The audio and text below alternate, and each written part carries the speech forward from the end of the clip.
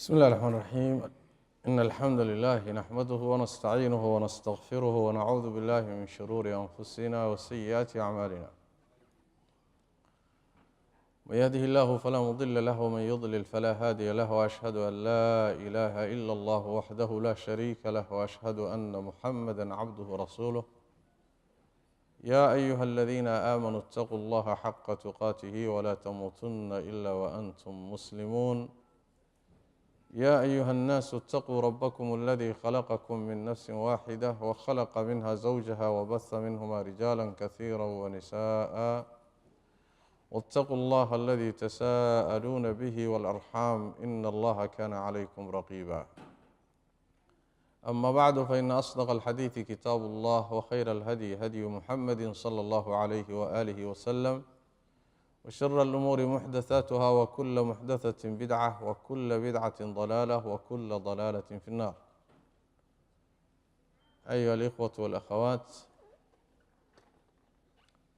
موضوع كلمة نعوة عنوانك محاضرته وسيد ولالك الشيء أمراض القلوب وعلاجها cudurrada qalbiga gala iyo daaweyntooda maxaa lagu daaweeyaa see loo daaweeya waa mowduuc runtii aada muhiim u ah aadna aan ugu baahannahay dhammaanteen lianna meeshuu ku saabsan yahay ee uu ka hadlayo baa waxay tahay meel aada muhiim u ah waa xarunta jidhka wey nabigeenna tilmaamay salawaatu rabbi wasalaamu calayh xadiidka nucmaan ibni bashiir fi saxiix aakhirkiisa ayuu nabigu ku tilmaamay sal alla alay wasalam alaa waina fi ljasadi mudqa idaa salaxat صلح الجسد كله وإذا فسدت فسد الجسد كله ألا وهي القلب شirka ibni aadamka waxaa ku jira buu nebigu sal lla alay wasalam cad yar oo hilib ah waxaa laga cabiray mudqa mudqada waxaa la yidhaahdaa wixii hal mar inta afka la geliyo la calalin karo cad yar oo hiliba ayaa jidhka ku dhex jira cadkaa hilibkaa hadduu hagaago oo fiicnaado jidhku waa hagaagaya cadkaasi hadduu hallaabana jidhka intiisa kale waa hallaabaya waa qalbiga buu nebigu yihi salawaatu rabbi wasalaamu caleyh bimacnaa waa markaskii ama xaruntii jidhka aadamaha waa waa maxalu اliimaan wاlkufr mabaadi'da meesha ay gasho wey waa maxalu الruux asalka waa wey ibn اlqayim calayh raxmat ullah isagoo xadiidkaa ka qaadanaya markuu ahmiyadda tilmaamaya qalbiga wuxuu yihi qalbigu waa boqor xubnuhuna waa ciidankiisii wey boqorku hadduu hagaago amarka ka soo fulaya uu siinayo ciidankiisa iyo wasiirada iyo dowladda inteeda kale amarkuu siinayo amar fiican buu noqonaya hadduu madaxa sare iyo boqorku hallaabana amarka ka soo fulaya uu dowladda siinayo waa amar hallaysan wabitaali waa hallaabaysa xubnuhu marka way amar qaataan un amarkuu isagu siiyo unbay qaataan laakiin meesha wax dejisa wax taqdiidisa fikirta go-aanka gaadha waa qalbiga wey ahmiyadaasuu marka leeyahay sidaas daraaddeed ayaa waxaa la siiyey cinaayo khaasa si gooniya baa mudnaan loo siiyey mudnaan ka badan midda la siiyey jidhka mudnaan ka badan midda la siiyey jidhka aadamaha ayaa qalbiga la siiyey oo sidii looga shaqayn lahaa sidii loo hagaajin lahaa sidii axwaashiisa laysu bari lahaa sida amraadda gashay iyo loo cilaajin lahaa cinaayo khaas ah oo aad u xeel dheer baa shareecadu siisay lanna ahmiyadda iyo mudnaanta uu leeyahay ayay markaasi ku salaysantao ka duulaysa qulubta aadamaha qur-aanka kariimka markaad fiirisay axaadiista nebiga sal lla alay wasalam qaybay u qaybsantaa waanagii ka hadlaynay darsigeennii xalaya ku saabsanayd almakhraj min alfitan ku saabsanaa xadiidkii xudayfa waa kii aan ku tilmaannay qalbigu waa meesha fitanku marka hore loo bandhigo waa meesha weerarka ugu horreeya uu ku dhaco waay mid yeela iyo mid diidaba qalbigu waa maxalu nadar illaahi min cabdihi tabaaraka wa tacaala waa meesha ilaahay addoonkiisa uu ka fiirinayo ee uu kala mucaamaloonayo waay waa kii xadiidka nabigeennu aha sal lla alay wasalam ina allaha laa yanduru ilaa suwarikum walaa ilaa acmaalikum laa yanduru ilaa suwarikum walaa ilaa ajsaadikum walakin yanduru ilaa quluubikum wa acmaalikum ilaahay ma fiiriyo jidhkiinna iyo sawiradiinna toona laakiin allah wuxuu fiiriyaa qalbigiinna iyo acmaashiinuu fiiriyaa yacni qalbiga iyo waxa ka dhalanaya oo camalka ah taasaa ilaahay agtiisa miisaanka fuulaya laakiin ruuxa jidhkiisa ma xoog badan yahay ma tabar yar yahay muxuu ahaayey ma suuradiisu ma quruxsan tahay ma foolxun tahay ma dheer yahay ma gaaban yahay ilaahay miisaankiisa waxba kuma aha dhankaa lagama fiiriyo laakiin waxaa la fiiriyaa maxaa qalbigiisa ku jira maxaase ka dhashay oo xubnuhu sameeyeen oo acmaasha ah taasaa ilaahay fiiriyaa tabaaraka wa tacala marka ahmiyad aad u weyn buu marka leeyahay addoonkana waxaa looga baahan yahay inuu mudnaanta uu leeyahay uu qalbiga siiyo qalbigu mudnaanta uu leeyahay salafku waxay dhihi jireen ridwaan ullaahi calayhim maanaan ka zuulin inaan quluubtannada cilaajinayno oon la dadaalayno oon ku mashquulayno oo aanu muxuu ahay wahaakada camal kasta oo uu ruuxu qabanayo wuxuu u noqonayaa waxa qalbiga ku jira carabkaagu wuxuu samaynayo waxaa lagu miisaamayaa oo u laabanayaa maxaa qalbiga ku jira niyadda uu hadalkaasi ku soo baxay maxuu ahaa xubnaha kale waxay sameeyaan waxaa dib loogu celinayaa maxaa qalbiga ku jiray oo xubnahani ay ku sameeyeen shaygan saas daraaddeed baa xadiidkii jaliilka ah waa kii nabigeenu sal lla alay wasalam inama alacmaalu binniyaat camal oo dhan niyadu u noqonaya camal oo dhan niyaduna waa camalun min acmaali alqalbi waay acmaasha quluubta mid ka mida weeye niyadu iyo maqaasidu sidaas daraaddeed arrintaasi waxay tilmaamaysaa quluubta iyo ahmiyadda ay leedahay mar hadday sidaas tahay waa in marka la siiyo qadar ku filan oo mudnaana in la siiyo oo la barto quluubta jidhka waa naqaanaa dabacaddiisa waa naqaanaa wuxuu u baahan yahay waa naqaanaa maxaa dhibaato u geysta waa naqaanaa hadduu jirrado xaggee lala aadaayo yaa daaweeya waa naqaanaa muxuu ahaayey hadday dhibaata ku timaado see loola tacaala waa naqaanaa laakiin jidhka qaybta ugu muhiimsan oo qalbiga iyo ruuxdii ah wax badan kama naqaano wabitaali waxay u baahan tahay in laga barto waxyiga rabbi tabaaraka wa tacaala oo axaadiista nebiga qur-aanka kariimka iyo axaadiista isugu jira markaan u laabanno qur-aanka iyo axaadiista nebiga sal alla alay wasalam waxaa inoo soo baxaysa quluubtu xaaladaha maraya marka la fiiriyo qaybay noqotaa oo qur-aanku ku tilmaamay quluubta qaarkood waxaa lagu sifeeyey oo lagu tilmaamay inay tahay quluub ama qalbi meyd oo bakti ah qalbi meyd ah oo bakti ah ruuxii lahaa waa ruux naftii aadamuhu ku jirto waa shaqaynhayaa waa ordayaa waa xamaalahayaa muxuu ahaay waa yani waa tabcahayaa ruuxii waaka waa ordahayaa laakiin qalbigiisu waa meyd waana bakti.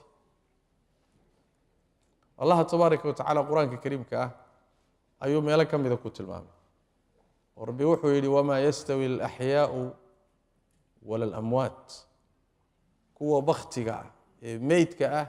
iyo kuwa nool ma sinna. waxaa laga wadaa kuwa quluubtoodu nooshahay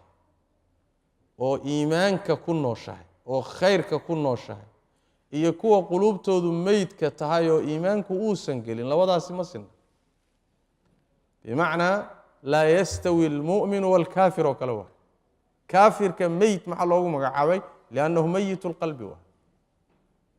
mu'minkana xayi waxaa loo yidhi lianna xayaatada kala dhaxaysa xayawaanaadka iyo noolahoo dhan taa lagama hadlayo markaa waa xayaato khaasa waa. waa xayaatu lquluub. xayaada quluubkana xayaatada quluubkana asal waxa uu amaadada noolaysa waa iimaanka. marka quluubta qaarkood waa quluub mayita waa quluub bakti ah oo aan noolayn.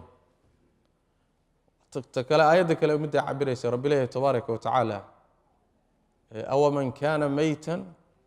fa axyaynaa. cid bakti ahayd oo aan noolaynay wajacalnaa lahu nuuran yamshi bihi fi nnaas kaman mathaluhu fi اظulumaati laysa bikhaariji minha. markii hore bakti buu ahaa kadibna waa la nooleeyey. macnaha maxaa laga wadaa gaal buu ahaa qalbigiisu meyd yahay iimaan baa la geliyey qalbigiisi waa la nooleeyey kadibna nuur baa la siiyey uu wax ku kala saaro wax ku kala sooco wax ugu kala baxaan. kaa iyo ma isku midba mid qalbigiisuna bakti yahay haddana mugdiyo ku dhex jira isku mid maaha. marka waxaa la ysgarab dhigayaa mu'minkii qalbigiisu noolaaday haddana iftiinka haystay cilmiga iyo iftiinka uu wax ku kala arkayo toosh mugdigaasi wax u kala saarahayo oo meeshuu lugta dhigaya iyo maxaa dhib ka imaanaya iyo maxaa maslaxa iyo nolosha xaggay ku haagsantahay jidkuu qaadaya iyo nolosha dhan waa u iftiinsantahay. iyo mid qalbigiisuna meydii haddana mugdiyo ku jira saan u tegi doono. labadaasi ma siman yihiin ma sinna wa. isla macnaha nabiga xadiiskiisa tilmaamaya sal alayhi wasallam mathalu alladii yadkuru allaha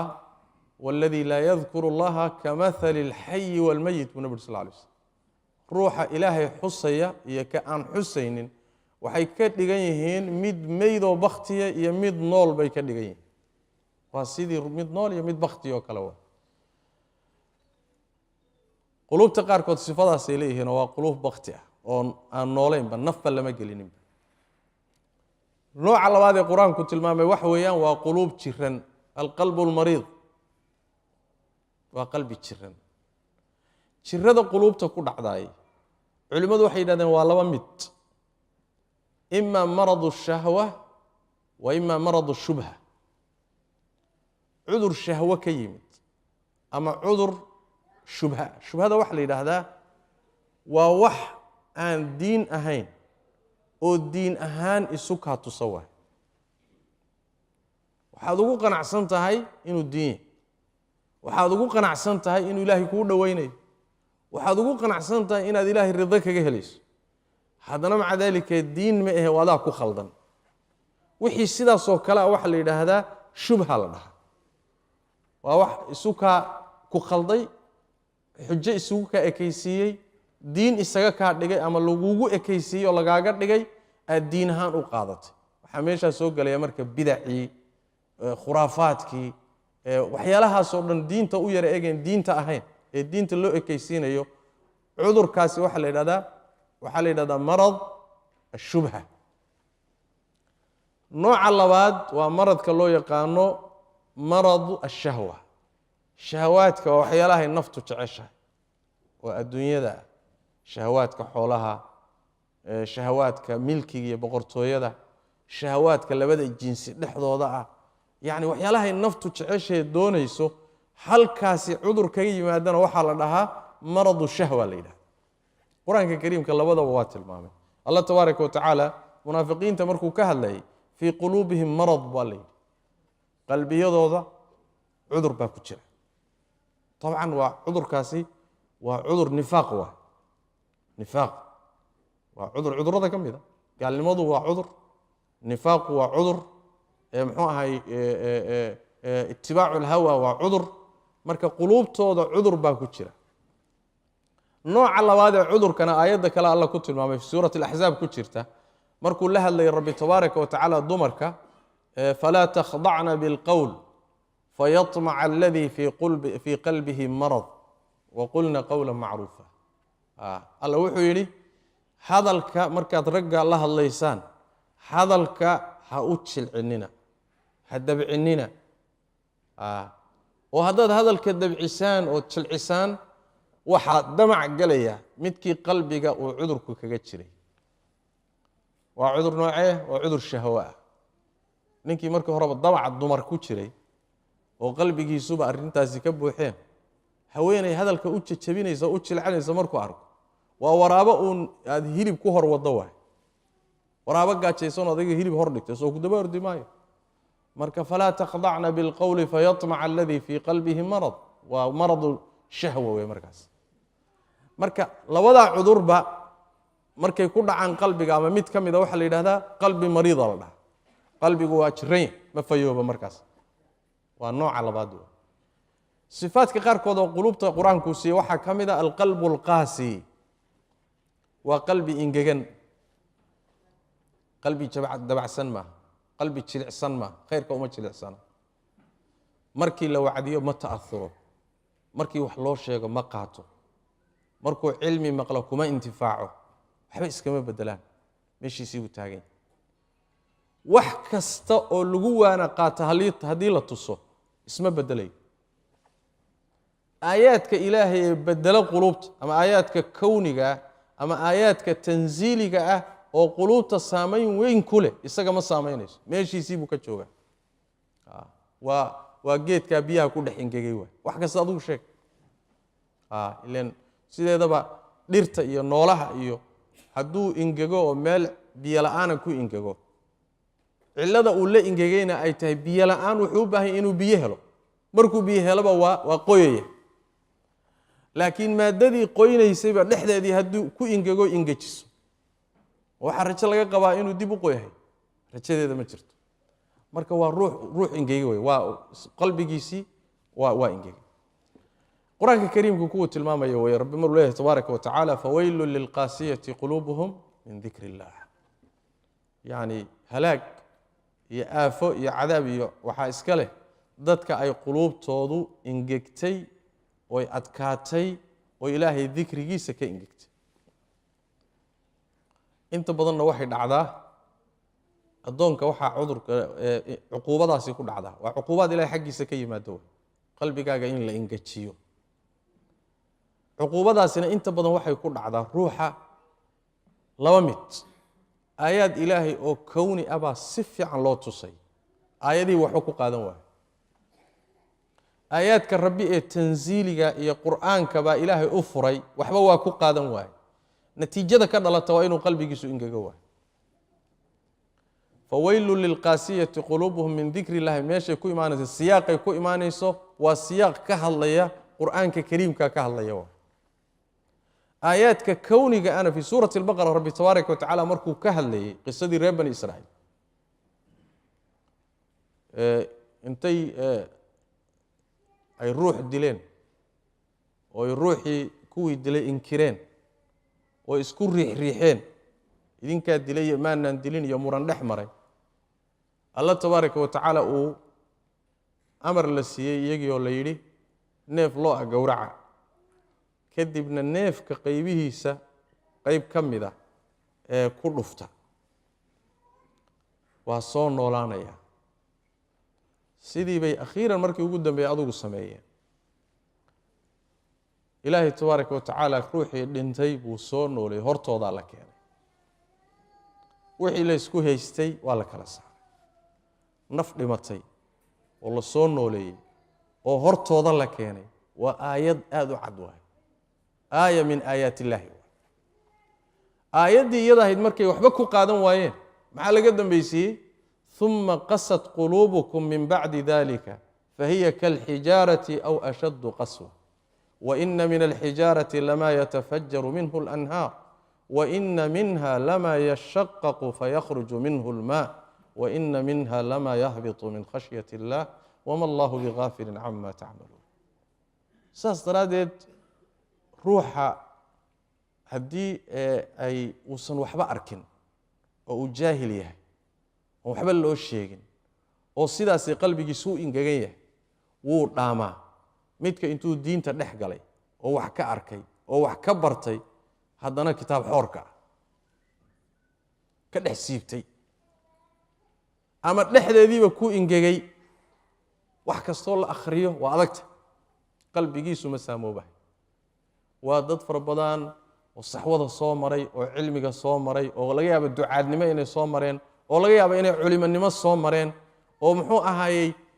wixii haddana ka dhex siibtay oo adiga aayaddii aad ku jilcin lahayd markaad soo wadaba wuuba fahmayaaba maxaaba akhrinba adiga. midkan caamayga waxaa laga yaabaa 2 aayadood iyo qur-aan xadiisuusan maqlayn haddaad waxoogaa ku yara garaacdo waa iska jilcaya, laakiin kan xadiiskaa soo wadana wuu garan aayaddana wuu garan horuuba u marayba maxaad ku bedeli marka. waa masale adag waay. marka quluubtaas ingegtay waa arrin aad iyo aad halis u ah khatarteedana leh. keliyana kuma dhacda gaalo iyo munaafiqiin kuma dhacdee dad ahluliimaan ay ku dhacdaa, bal culimay ku dhacdaa oo ducaad bay ku dhacdaa oo dalabatulcilmi bay ku dhacdaa. waxaa ka mid a quluubta sifaadka ay leeyihiin iyo qaybahooda cudurrada gala cudur la yidhahdo indho la'aan. quluubta qaar baa indho beela, ilan sida jidhku indho u leeyahay oo 2 indhood ee madaxa ku yaalla siduu u leeyahay baa qalbiguna indho u leeyahay. 2 indho beel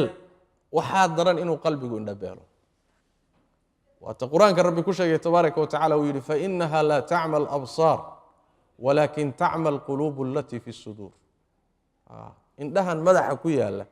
indho beelidoodu iyo inaad weydaayey wax weyn ma ah. hadda ogow aadamaha jidhkiisa wax uu waayo waxa ugu qaalisan indhaha ugu qaalisan. haddana iyagii waxaa laga dhigay wax weynba ma aha markii la garab dhigo maxay indho beelidda qalbiga. 2dan midla oo waxaa jira qalbiga indhahoodii ay u furan yihiin ood yaabayso ilaahay tabaaraka wa tacaala mawhibada uu siiyey iyo sida qalbigiisu u iftiimaya u nuuray. marka indhabeelka rasmiga waa indhabeelka qalbiga ku dhaco. qalbigu markuu indhabeelo maxaa dhacaya? xaq iyo baatil ma kala garanayo. shirkigii iyo tawxiidkii baa isaga qasmaya, bidcadii iyo sunnadii baa isaga qasmaysa, taacadii iyo macsiyadii baa isaga qasmaysa, xaqii iyo baatilkii baa isaga qasmaya. waxa ma kala saari karo. yacni adiga waxa weeyaan waa ruux indhala oo mugdi hagabsanayoo kale.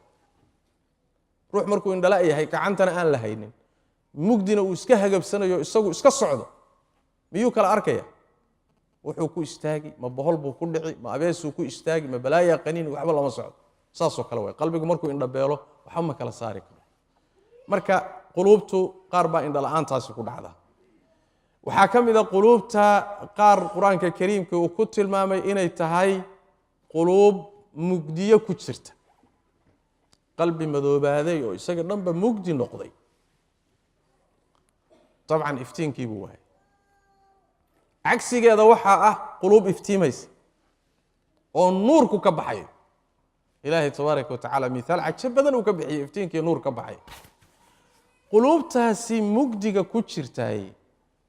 qur-aanka kariimka markuu tusaalaynayay rabbi tabaaraka wa tacaala wuxuu yidhi aw ka dulumaatin fii baxrin lujiyin yaghshaahu mawjun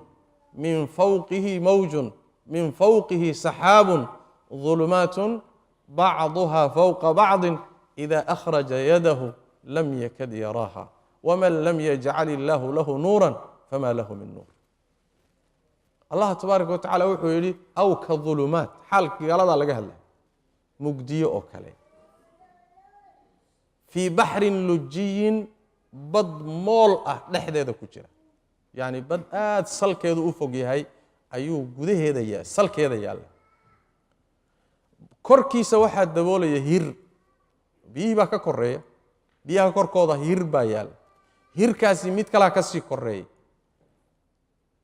hirkaa labaadna waxaa ka sii koreeya daruurtii baa ka sii koreysa. waa imise mugdi waa. cirka daruul baa saaran mugdi bay keenaysa hir mugdi buu keenaya hir labaad mugdi buu keenaya intaasuu ka sii hooseeya markaasaa rabbi wuxuu ka cabiray idaa akhraja yadahu lam yakad yaraaha gacantiisa hadduu bixiyo sidaa dhaho maba arki karaba ma sigayo inuu arko ma arki karo gacantiisa jirkiisii qaybo ka mida ma arkahayo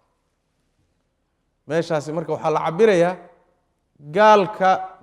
qalbigiisu inuu yahay qalbi mugdiyo ku dhex jira intaasoo hal mugdi keliya maaha mugdiyo fara badan shirkigii jahligii intaasoo mugdi baa qalbigani ku jira waxaa cagsigiisa ah qalbiga ka horeeye la soo warramay ee Allah tabaaraka wa tacaala ka soo warramay qalbiga ruuxa mu'minka iyo siduu u iftiimay Allahu nuuru as-samawati wal ard mathalu nuurihi kamishkatin fi misbah wuxuu leeyahay Ubay ibn Ka'b markuu fasirayo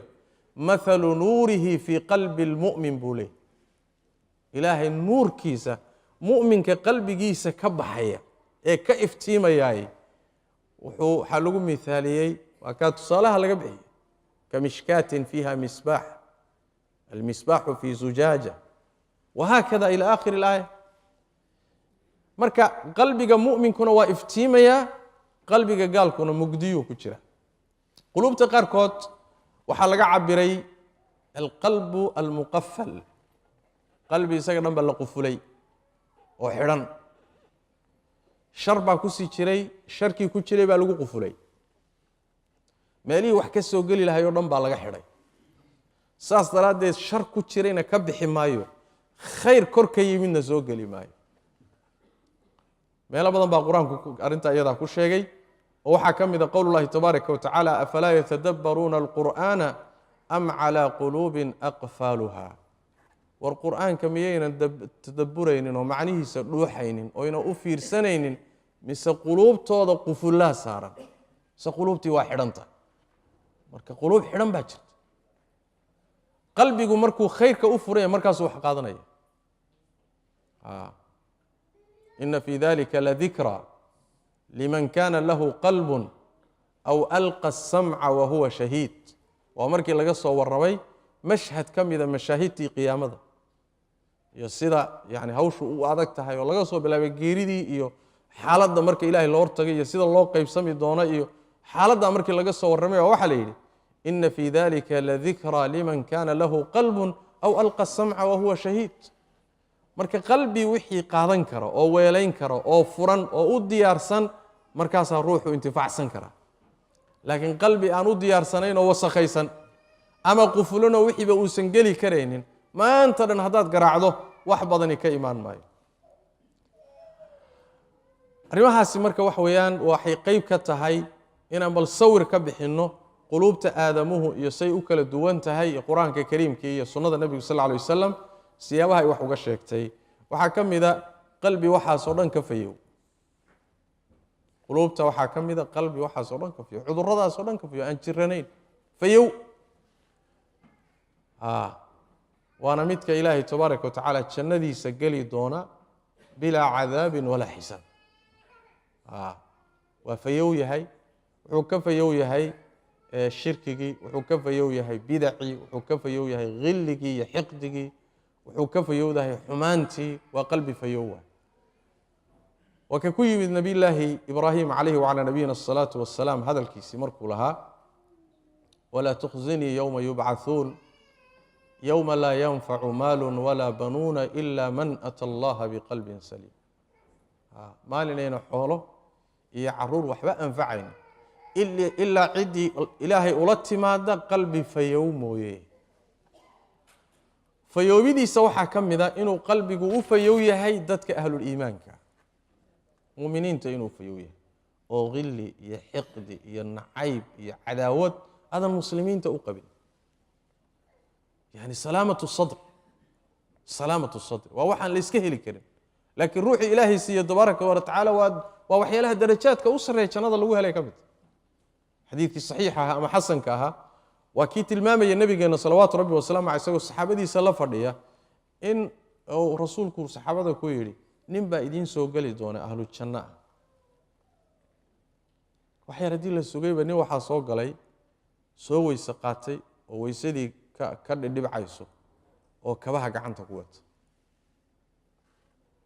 maalintii labaad baa haddana nebigu wuxuu ku yidhi waxaa idiin soo geli doona nin ahlu janna waa la sugay mise ninkii oo sidiisii ah waa isla ninkii shalay baa haddana soo galay maalinkii saddexaad buu sidoo kale nebigu wuxuu yidhi waxaa idiin soo geli doona nin ahlu janna waa la sugay haddii la fiiriyey waaba isla isagiiba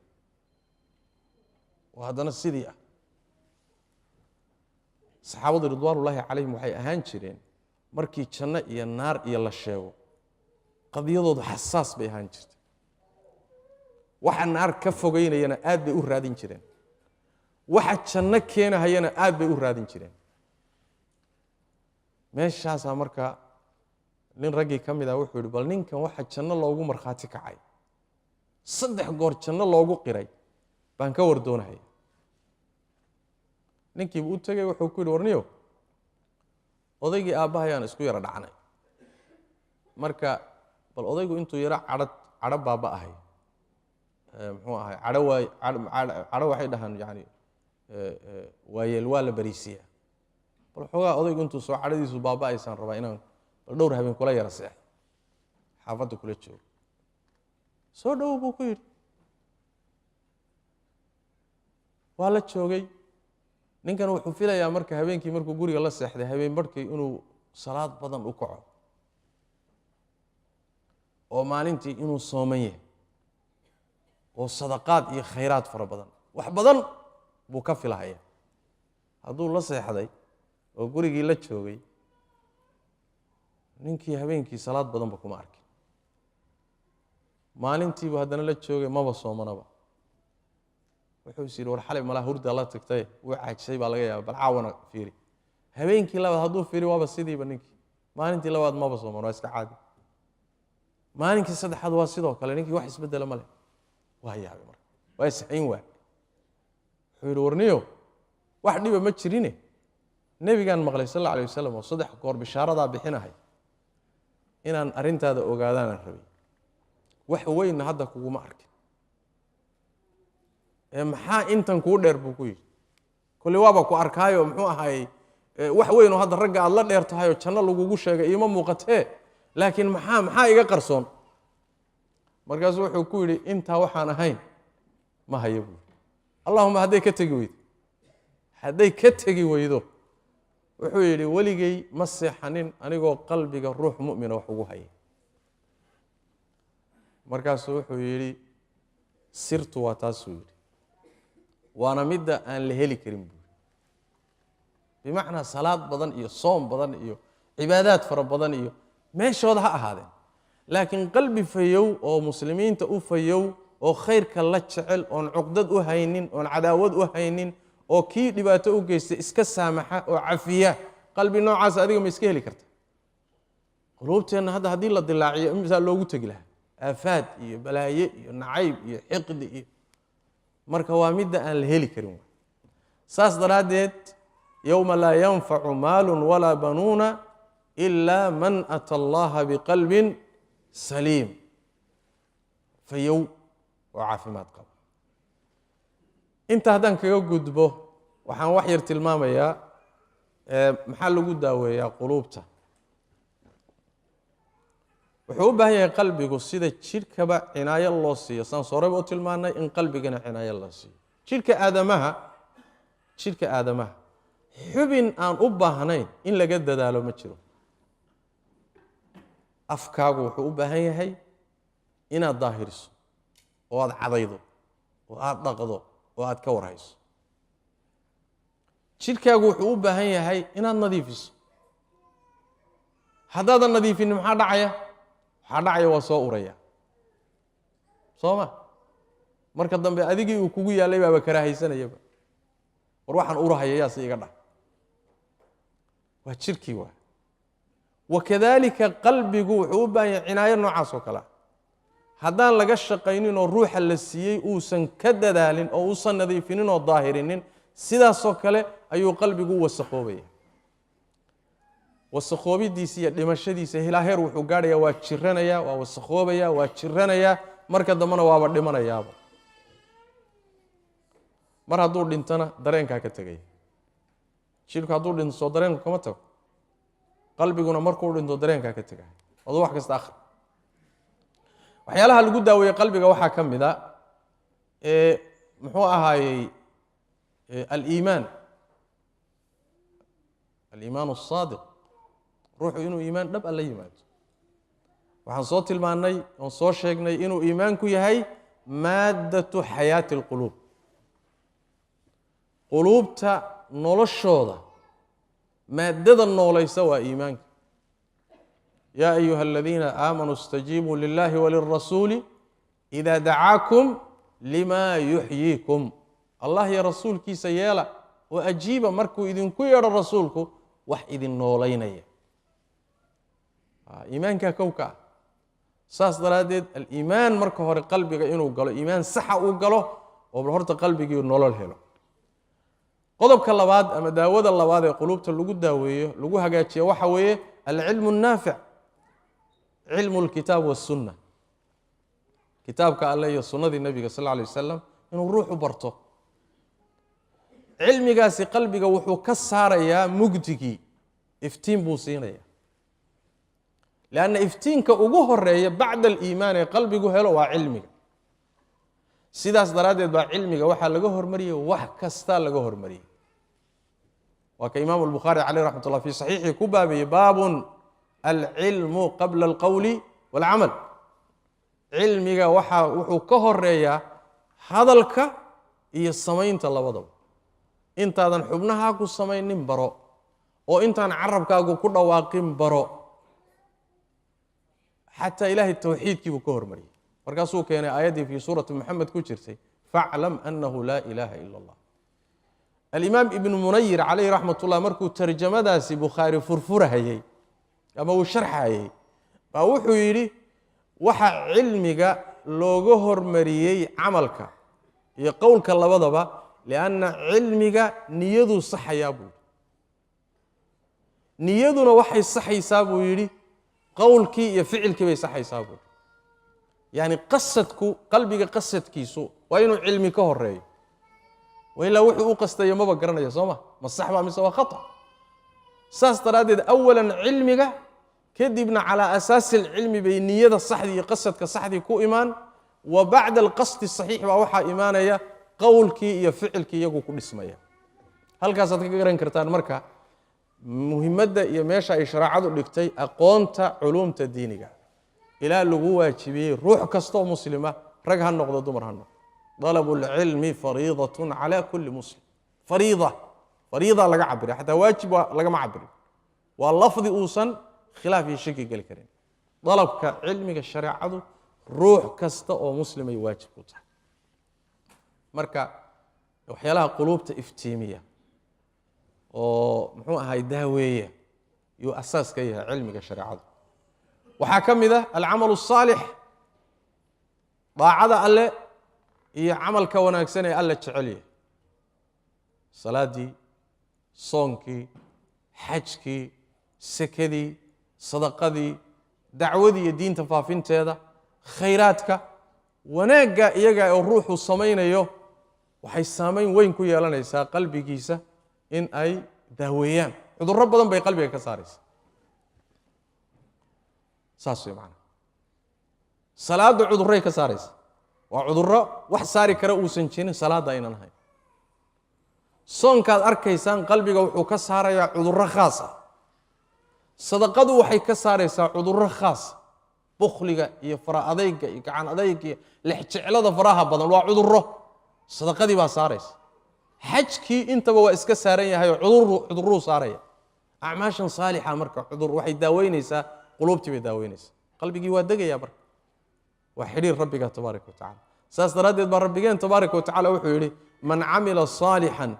min dakarin aw untha wahuwa mu'min falanuxyiyannahu xayaatan طayiba ruuxii iimaan iyo camal saalixa laga helo nolol wanaagsan baan noolaynaynaa waxay yidhahdaan culimmadu nolosha wanaagsan qaybtaa hore waxaa laga hadlayaa adduunka maxaa yeelay aakharo waxa dib baa laga sheegayo walanajziyannahum ajrahum biaxsani maa kaanuu yacmaluun saas daraadeed xayaatan tayiba shaki male inay soo gelayso adduunka waxaa la siinayaa deganaansho nolol degan raaxo qalbi xasiloon muxuu ku imaanayaa iimaanka iyo camalka saalixa qalbigii marka waa degaya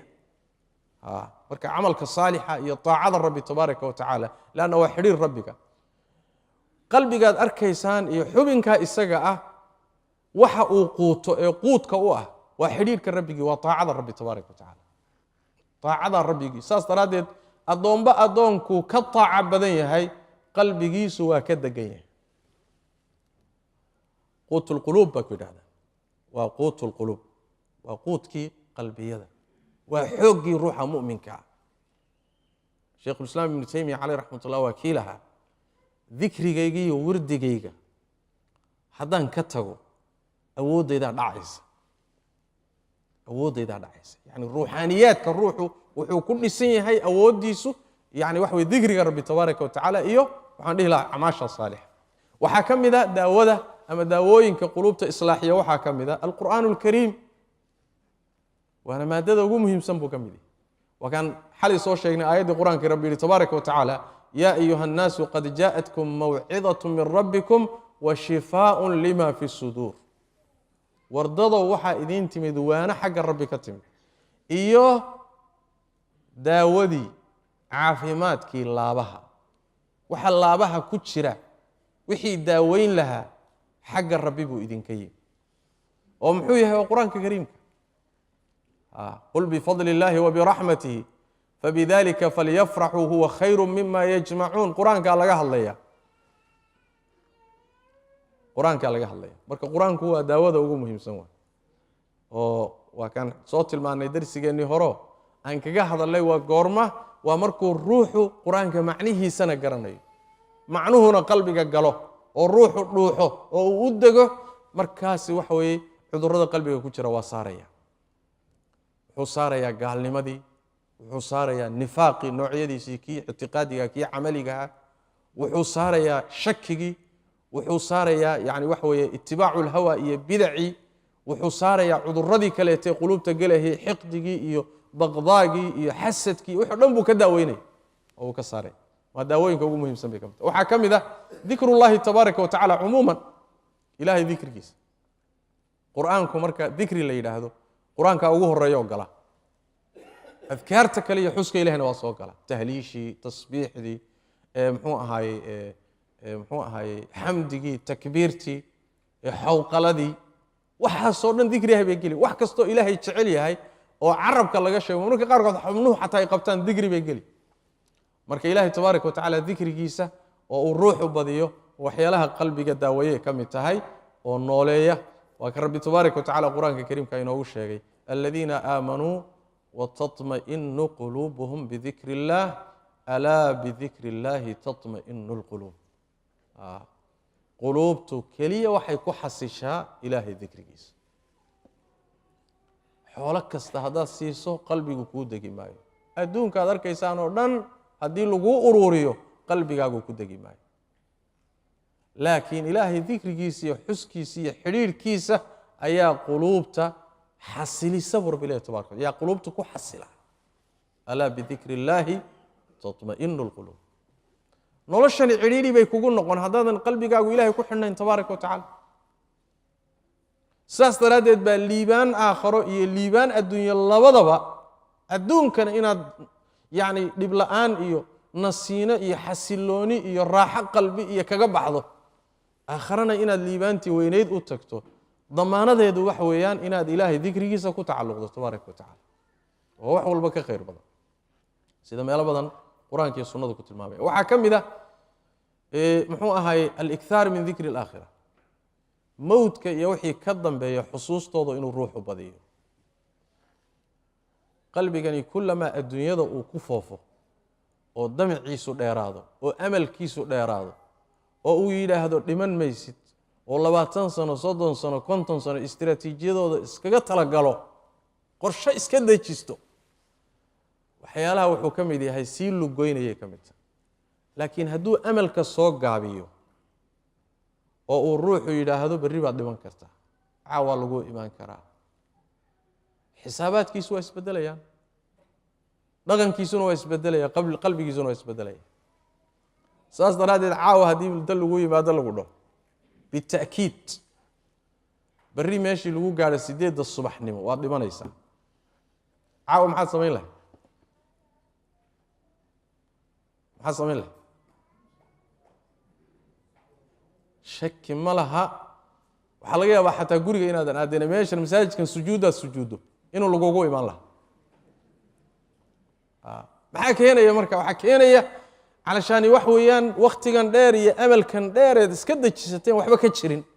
أيا وحبا نخربها أو قلبي قاعد يخربها أو طاعة دي يخربها أو آخرة دي يخربها صوت قابي مرك وحد بدي صح حسوس تجيري ده بدي صوت دوي والنبي قال صلى الله عليه وسلم أكثروا ذكر هذه اللذات وحد بدي سان ميت مع عيالك جوية وجيري ده حسوستي سبدية هذا حسوس وميد النبي يقول صلى الله عليه وسلم قبور زيارته maxaa qubuurta loo siyaaranaya maaha meydka meesha ku jireen wax laga raadsado bal cala alcaks inaad adiga meydkana u soo ducayso qalbigana waa jilcisaa ishana waa ka ilmaysiisaa buu nabigu sallallahu alayhi wasallam markaad intaad xabaalaha tagto qubuurta tagto oo aad u tagto magaalo dhan oo ehel aakhira shalayna sida daaraha u dhisayso u dhisahay oo damaca kugu jira ku jiray oo istiraatiijiyad iyo qorshayaal buu dejinahay oo wax uu tabcahay caadi ay ahayn maantana waa magaalo dhan oo dad istiraahdo warniyo adigana waxana tabcays iyo waxana adaba ordiso halkan uu ku dambayn mayso shaki ma laha waxaad la soo noqonaysaa qalbigaad la tagtay mid aan ahayn baad la soo noqonay fikirkaad la tagtay mid aan ahayn baad la soo noqonay markaad ka sii gudubtood qabriga iyo hawlaha yaala aad u xusuusato oo kula seexato oo la soo toosto oo la socoto oo xaaladahaaga aad fikirkaaga ay ku badato sidoo kale waa lagu soo saari rabbiga baad la kulmaysaa hor istaagaysaa adoo keliga oo wax ku heliye jirin talo maxaa jawaabtaadu noqon doonto warnaartii iyo jahannamo korkeedaad mari doontaa wa in minkum illa wariduha kana ala rabbika hatman maqdiya mid idin kamida ma jiro illa waa mari doona wartalo ma dadka ku daadan doono dhici doono la reebi doonaata mise nabad baad ku gudbi doontaa waa rin culus waa xaalado culus wartalo ma naar baad ku dambayn doontaa mise jannaad ku dambayn doontaa waxaasi markuu qalbigaaga aad ugu soo noqnoqdo qalbigaagu shaki male wax badan baa iska bedelay waana min afdal al-adwiya wal-ilaaj haddaad rabto qalbigaaga inaad daaweyso waxyaalo badan ka saarto waxyaalaha ugu muhiimsan waxaa ka mid ah xusuusta aakhira badi xusuusta aakhiro qalbigaaga ha ku badato waxaa ka mid ah daawooyinka muhiimka ah in aad dunuubta ka fogaato laana quluubtan cudurkooduba dambi buu ka yimaadaa xadiidkii nabiga sallallahu alayhi wasallam ahad ay soo saareen nasaa'i gheyrkii soo saareen nabigu wuxuu yiri sallallahu alayhi wasallam ida adnaba al-abdu dhanban adoonku markuu dambi galo akhta khati'a dambi buu galay nukita fi qalbi nuktatun sawda dhibic madow baa qalbiga lagu dhufanaya hadduu dambigii ka soo noqdo dhibicdii waa laga daahirinaya waa laga sifaynaya waa laga hagaajinaya markaas qalbigu iftiinkiisii soo xishanay hadduu ku laabto isagoon ka soo noqonin dhibic labaad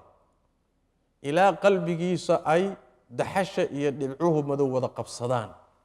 waana miduu rabbi tilmaamay buu nabigu sallallahu alayhi wasallam kalla bal raana ala qulubihim ma kanu yaksibun qulubtooda waxa dabooshay wixii ay kasbanayeen dunuubtay galayeen baa qalbigii daxaleeyay oo qalbigii wada daboolay qalbigaasi marka qulubta waxa qaribay waa dunuubta dambiga iska jir ha ku dhicin bini aadam baa tahay oo waad ku dhiciye laakiin hay halmaanina ka soo noqon waxa lagu kala fiican yahay waa la wada dambaabaa laakiin waxa lagu kala fiican yahay soo noqoshada way kullu bani aadam khata wa khayrul khata'in at-tawwabun isdaba qabo durba soo noqo ساسا إله المؤمنين تكوت المام والذين إذا فعلوا فاحشة أو ظلموا أنفسهم ذكروا الله فاستغفروا لذنوبهم ذنبي وي قلان laakiin markay galaan oo khalad ka galaan bay isxusuustaan markaas ilaahay dambi dhaaf weydiistaan wala tiri waliba xadiis xasan waxa ku soo arooray marka dambiga gasho 6 saac baad jaanis haysataa oon la qoreynin oo malagii wax qori lahaa qalinka kor u haynaya waa lagu sugaya waa inaad soo noqoto 6 saacadood gudahooda ku soo noqoto khalaas waaba la tuur hayaaba dambigiiba haddaad ku soo noqon weydo marka waa la xariiqaya haddii la xariiqo xataa jaaniskii waa haysataa weli inta aan lagu qabanin oo qarqarisada aadan gaadhin jaaniskii waa haysataa ama adduunka baan la gabagabaynin sidaas daraaddeed dembiga iska ilaali haddaad gashana ha isku halmaamine towbadkeen qalbigaaga saamaynta ugu weyn iyo cudurrada ugu fara badan waxaa keenaya dunuubtaa keenaya saas daraaddeed waxay kuu jiidi midba midka ka daran buu kuu sii jiidaya waxaan kaga baxayaa igu dambeeya qodobadaasi quluubta lagu cilaajiyey oo lagu daaweeyo ducada inaad ilaahay barido tabaaraka wa tacaala inuu qalbigaaga daahiriyo ood rabbigaa weydiisay inuu qalbigaaga sugo ood allah weydiisato inuu qalbigaaga hanuuniyo nabigeenna sal alla alay wasalam sida xadiidka ay caaisha warinayso uu tilmaamayo waxay leedahay caaisha radi allahu tacaala canhuma waxay leedahay nebiga ducadiisa waxaa ugu badnayd uu ku ducaysto allahuma yaa muqaliba alquluubi habbit qalbii calaa diinik allaha quluubta rogrogow qalbigayga diinta korkeeda ku sug markaasaa waxaan idhi bay tihi yaa rasuula allah maa akara maa tadcuu bihada ducaa badanaa inta aad ducadan uun ku ducaysanayso maxaad ducadan kaga maagtay ducooyinka kale markaasaa nebigu wuxuu yihi sal alla alay wasalam yaa caaisha ina quluuba alcibaadi bayna asbicayni min asaabici araxmaani yuqalibuha kayfa yasha addoommada quluubtoodu laba farood oo ilaahay farihiisa ka miday u dhaxeeyaan siduu doonuuna u rogrogaa marka waxaan ka baqayaa qalbigayga in la rogo ilaahay baan leeyahay qalbiga ii sug saasaan ilaahay u badinaya yaa waay ruuxaas waa nebi maxamed salawaatu rabbi wasalaamu caleyh waa khayru khalqi illaah waa sayidu waladi bashar waladi aadam waa baqaya sidaas daraaddeed cid walbaa kaga habboon inay baqdo marka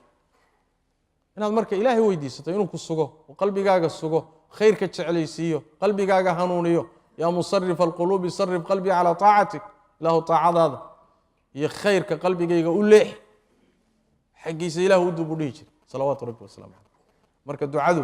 waa waxyaalaha ugu muhiimsan khaasatan ina allaha yaxuulu bayna almar'i wa qalbihi addoonka iyo qalbigiisa ilaahay baa kala teeda qalbiga ilaahay baa maamula saas daraaddeed rabbi baa gacanta ku haya ilaahu ii hagaaji haddaad tidhaahdo baahidaada muujiso ilaahay tabaaraka wa tacaala waa kuu hagaajinaya waxyaalaha ugu muhiimsanee marka quluubta lagu hagaajiyo bay ka mid tahay ducada iyo baryada isbihinbihinta tadaruca ilahay inaad isu oohayso tabaaraka wa tacaala ayadana waa sabab ka mid a asbaabta quluubta lagu cilaajiyo wakhtiga ayaanaan ka gaadhay inaan saamaxaynin inaan intaa ka badan aan mowduuca sii wadno laakiin muhimaddu waxa weeyaan meesha laynaga gaadhay waa qalbiguna daawuu leeyahy waxaa aafo dhacaysoo dhanna fasaadka qalbigaa sabab u ah soo hadda ma lihin oo kama hadlayno dhibka adduunka inugu haysta iyo burburka iyo muxuu ahay khasaaraha iyo dhibaatooyinkan ina haysta kulli waxay ka yimaadeenoo asal u ah quluubtaa fasaaday markay quluubtu fasaadana xubnihii baa fasaaday markay fasaadeenna noloshii baa fasaaday halka wax laga bilaabi marka waxa weye in quluubta la islaaxiyo waa darsigii aan horey uga hadalnay quluubta in la islaaxiyo oo maadadii iyo daawadii lagu islaaxin lahaa la qaato yacni waxa weeyaan afraadan wa usaran wa majmuucaat wa mujtamacan inaan qaadano daawada iyada ruux walba uu qaato waxaa ku jira danteenna aakharo iyo danteenna adduunya labadaba